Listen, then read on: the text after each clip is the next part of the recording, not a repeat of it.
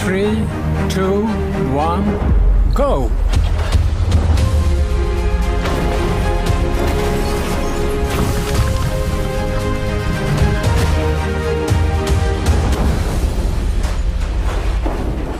Today we have dropped 10 cars from 30 meters from a crane.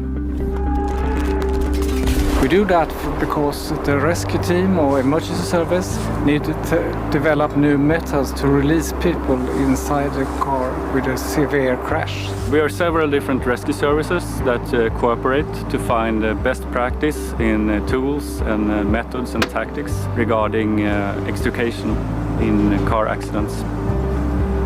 Today we are testing our methods and really going about it in such a scientific way as we can. We try to measure everything, what pressure we use, how much force we have to use, how much time different methods take, all of those things. The goal is for us to be better at our job and to get access to people in crashed cars in less time. Normally we crash cars in the laboratory, and this was the first time we dropped them from a crane. We see extreme deformation after the test.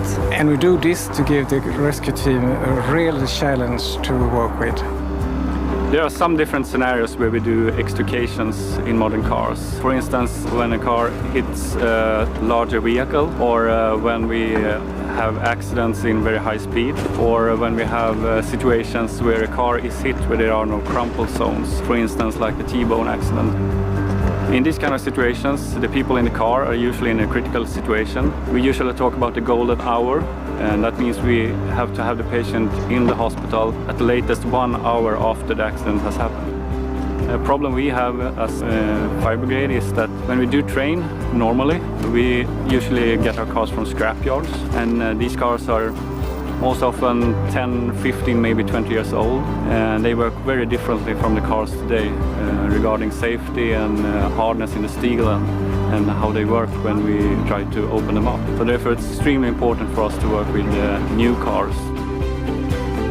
Our work here will end up in a report, and that's not just for us who is working here today. It will hopefully be used all over Sweden and possibly internationally too. The reason that we work close together is because we have the same goal, and that's to have safe roads.